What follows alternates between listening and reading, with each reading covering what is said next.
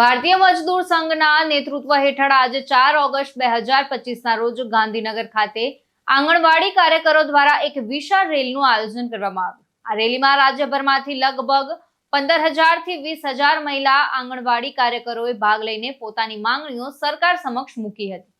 તો આંગણવાડી કાર્યકરોએ booth level officer એટલે કે BLO ની વધારાની જવાબદારી સોંપવાનો સખત વિરોધ કર્યો છે। તેમનું કહેવું છે કે આ વધારાનું કામ તેમની મૂળ જવાબદારીઓ જેવી કે બાળકોનું પોષણ અને શિક્ષણ પર અસર કરે છે। આ સાથે FRS એપ્લિકેશનના ઉપયોગ માટે મોબાઈલ ફોનની સુવિધા પૂરી પાડવાની અને આંગણવાડી કાર્યકરોને વર્ગ 3 અથવા તો 4 નો દરજ્જો આપવાની માંગ પણ ઉઠાવવા પામી હતી।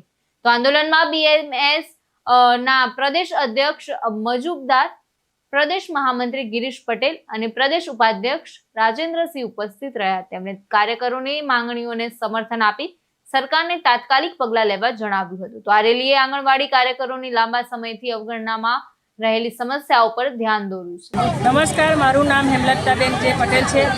હું ભારતીય આંગણવાડી કર્મચારી મહાસંઘની કાર્યકારી અધ્યક્ષ છું।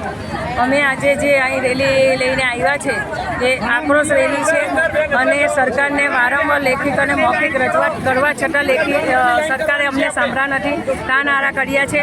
એટલે આજે અમે આક્રોશ રેલી લઈને આવ્યા છે। આક્રોશ રેલીમાં અમારે કારોબારી થઈ હતી BMSની, એમાં અમે નક્કી કર્યું કે સરકાર સામે આપણે ઉગ્ર આંદોલન કરવું જોઈએ। તો આજે BLOની કામગીરી જે સોંપવામાં આવી છે અમારી બહેનોને, આખા ગુજરાતની બહેનોને BLOની કામગીરી સોંપવામાં આવી છે। એ કામગીરી ખરેખર આંગણવાડી બહેનોની નથી, ગવર્મેન્ટ કર્મચારીની છે। એ બહેનોને અમારી સોંપવામાં આવી છે, સરકારે એનો પણ નિર્ણય નથી કર્યો, એ પણ આજનો અમારો પ્રશ્ન છે। પછી સ્માર્ટફોન, અમને સરકારે સ્માર્ટફોન આપ્યા નથી। અમારી બહેનો અમારા ફોનમાં કામ કરે છે, ફેસ કેપ્ચર લેવાનું છે, એ પણ એક બહેનોનું કરવાનું તો અડધો કલાક થાય છે। અમને સરકાર નેટ આપતી નથી, ફોનના કોઈ પૈસા નથી આપતા, છતાં બહેનો અમારા ફોનમાં કામ કરે છે અને કોઈ ફોન આપતા નથી, તો ફોન પણ અમને સરકારે આપવા જોઈએ। પછી MMYનો સ્ટોક, અમારી બહેનો MMYનો સ્ટોક કંટ્રોલમાં આવે છે ને દર મહિને નથી આવતો, 6 મહિનાનો 7 મહિનાનો સાથે સ્ટોક આવે છે। તો અમારી બહેનો 25 કિલોના કટ્ટા જાતે ઉચકીને લઈને આવે છે અને એનો વાતે ખર્ચો પણ નથી આપતા। તો ખરેખર સરકારે આ જે સ્ટોક માલભોગ આવે છે અમારી આંગણવાડી પર, એમ અમારી આ આંગણવાડી પર MMYનો સ્ટોક પણ આવવો જોઈએ ખરેખર। અને અમારી બહેનો પાસે ઘણું એવું બધું કામ લેવામાં આવે છે, ચોપડા પણ લખાવવામાં આવે છે, ફોનમાં પણ કામ કરવામાં આવે છે। એ ખરેખર સરકારે એક જ વસ્તુ રાખવું જોઈએ, ચોપડા રાખો કાં તો પછી ફોન રાખો।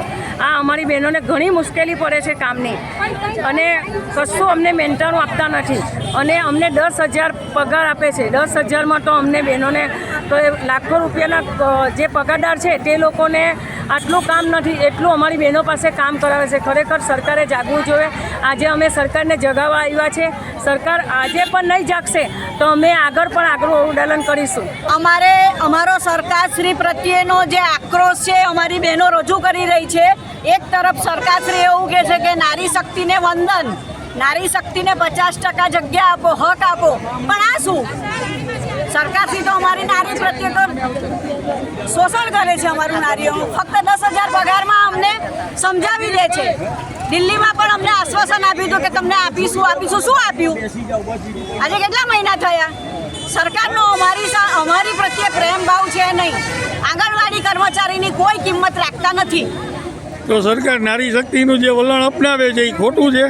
હા, ખોટું છે, સદંતર ખોટું છે। સરકારશ્રી અત્યારે ખાલી એમના હિતમાં કામગીરી કરી રહ્યા છે બહેનોની। નારી શક્તિની પીઠ પાછળ કામ કરે છે એવું છે? હા, સરકારશ્રીને જ્યાં નારી છે ત્યાં એમનું કામ કરાવવું છે અને બહેનોને હક આપવો નથી। અમારી બહેનોનો આક્રોશ છે અને એ આક્રોશ રૂપે આ રેલીમાં અમે ગાંધીનગર સરકારશ્રીને બતાવવા જ આવ્યા છીએ। હું જાદવ જ્યોતિકાબેન, વિભાગ પ્રદેશ મંત્રી। મારે આજે સરકારશ્રીને એક કહી રહી છું કે આટલી બધી અમે મોટી સંખ્યામાં ગુજરાત પ્રદેશની બહેનો અમે રેલી ધરણામાં ઉતરી રહ્યા છીએ, તો અમારી માગણી વારંવાર માગવા છતાં સરકારશ્રીએ અમારું કંઈ માગણીનું સ્વીકાર્યું નથી। પહેલું તો જે BLOની કામગીરી જે સાહેબશ્રીએ કાઢી છે, જે ભારત સરકારનો લેટર હોય કે ગુજરાત સરકારનો, એ અમારે જોવાના ના હોય, પણ જે પ્રાંત સાહેબે કીધું છે કે તમે આંગણવાડીના કર્મચારી છે, તો અમે તો કર્મચારી છીએ જ નહીં, અર્ધ કર્મચારી પણ નથી। અમે માનદ વેતનમાં નોકરી કરીએ છીએ। એટલે સાહેબશ્રીને જો કર્મચારી ગણવા હોય તો એમના તાબા હેઠળ અમે કામ કરીશું, પણ અમે કર્મચારી નથી। તો આજે તે જે શબ્દ સાહેબશ્રીએ વાપર્યો છે કે કર્મચારી, તો કર્મચારી જાહેર કરવા અને એક બીજી વસ્તુ કે જે બહેનોને અમારે પ્રાંતમાંથી જે ઓર્ડર છે કે તમને પોલીસ પકડી જશે, તમને વોરંટ ઇસ્યુ કરીશું, તો કયા કારણસર અમને વોરંટ ઇસ્યુ કરવાના છે? બીજું એક વસ્તુ કે અમે જે દિલ્હી ખાતે રેલી ધરના કર્યા હતા ત્યાં સાહેબશ્રીએ અમને આશ્વાસન આપ્યું હતું કે તમને સરકારી કર્મચારી જાહેર કરીશું. સરકારી કર્મચારીનો અમને હાઈકોર્ટે ચુકાદો પણ આપી દીધો છે, એ અત્યાર સુધી અમલીકરણ કર્યો નથી. તો એ તત્કાલીન સાહેબશ્રીને અમારું એ સરકારી હાઈકોર્ટનો ચુકાદો છે તે અત્યારે અમારો અમલ કરવો પડે. કૃષ્ણ પંડ્યા સાથે ચક્રવાત ન્યૂઝ, ગાંધીનગર.